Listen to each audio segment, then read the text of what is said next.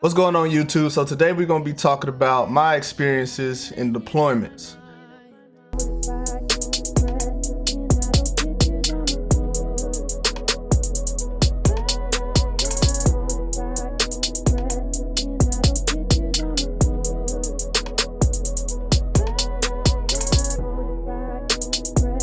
So deployment on the Navy warship is different each and every time you go because it's different ships, different people, just a whole different field on how things are. There are some similarities to each deployment you go on and each ship that you go on, and you will find that out as you go. But here's my 10 things that I highly suggest that you bring on your first deployment. Things that I wish people told me and I had to find out the hard way. Number one, you want to get a blanket.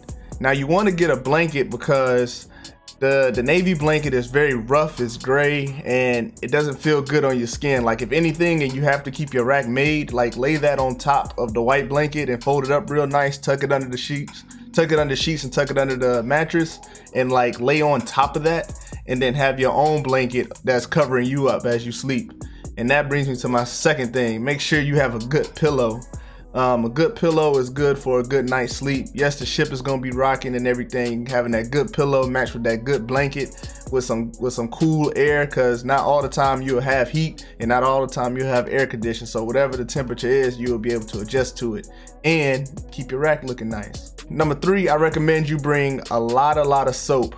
Like if you're going on a 6-month deployment and you use body wash for an example, make sure you bring at least 4 to 5 bottles of body wash. Might be a little overkill, but you won't run out. And then at the same time, my first deployment, I had a bottle of body wash pop all over my clothes, and like I was just out of body wash, and I didn't have enough neither. I only had like 2, 1 popped, and then I ran out very quickly on like a 6-month deployment. So make sure you have enough. And that brings me to the next point, man. Number 4, make sure you have towels. Now I suggest you bring at least 3 towels. At least 3 towels, because like I said, stuff spills and you want to clean it up, or if you drop your towel in the shower, you'll be able to just swap it out. And if you don't feel like doing laundry, or you can't do laundry depending on your job, you'll be able to just have another towel ready to go. Next, I highly suggest you invest in 2 pairs of shower shoes. Like if you got the little shower shoes that slip in between your big toe and the other toe, I don't recommend that one. I recommend you get slides. That way, one, it lasts a lot longer, and the grip on the bottom, it helps out when you walking on the deck. You don't want to slip and fall. Next, we have a wristwatch. A wristwatch is important because when you're traveling amongst the ship, you lose track of time. A wristwatch will help you keep track of time. When you have to get those calls, you got to be somewhere on time. Jets be taking off if you work on the flight deck. Or you just want to know what time it is. So wristwatch is very important and very helpful in my opinion. Lysol. Make sure you have Lysol. Lysol and hand sanitizer. The ships are very unsanitary at times. So before you even move into your rack and move into your space or where you're supposed to be working at, wipe it down with some Lysol. Wipe it down with some bleach and some water diluted, Fabuloso, whatever you like to do, because you want to have your space clean. That way you don't get sick.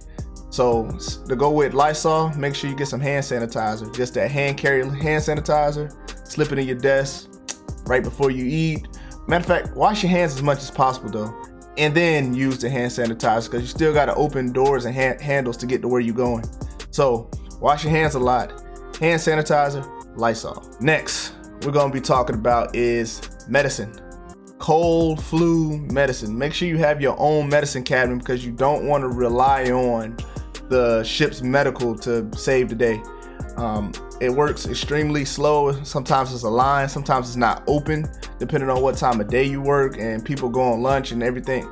It's a whole mess. Have your own medicine will help you out a lot. That way you could just be like, man, I got a headache. Bam, you already got the medicine right down in your rack, and you ain't got to go ask nobody for nothing. You get right back to work. Next we got toothbrushes. I highly suggest you bring a lot of toothbrushes. At least a whole pack. So about maybe a family pack of like 4 or 5. 4 or 5 would be good. 4 or 5. Obvious reasons. Depending on how long you go out for deployment, you don't know, and it might extend. That way you'll have another toothbrush ready to go if you drop a toothbrush, or you just use a toothbrush for other reasons, like if you have to clean something. Like I like to keep my shoes fresh before I go out on on Liberty, and then I'll go ahead and just brush the shoes with one of my toothbrushes that I got extra, just because I had a full pack. Last thing I want to talk to you about is socks and underwear. Make sure you have at least 14 days, 2 weeks, a full 2 weeks worth of socks and underwear at all times. And I also suggest, if you don't put the whole 14 and you take them out the bag, you don't have to take them out the bag, just keep them like somewhere separate. And then that way you will always have socks and underwear, just in case ship's laundry is running slow and you don't have an opportunity to do your laundry, because water does get secured sometimes. And if you don't know, you will know that laundry is not mission essential. Like, they'll shut down laundry to save the ship's power, save ship's water. So keep that in mind as you go on deployment. As always, I appreciate y'all checking out my videos, and I'll catch you next time. Peace.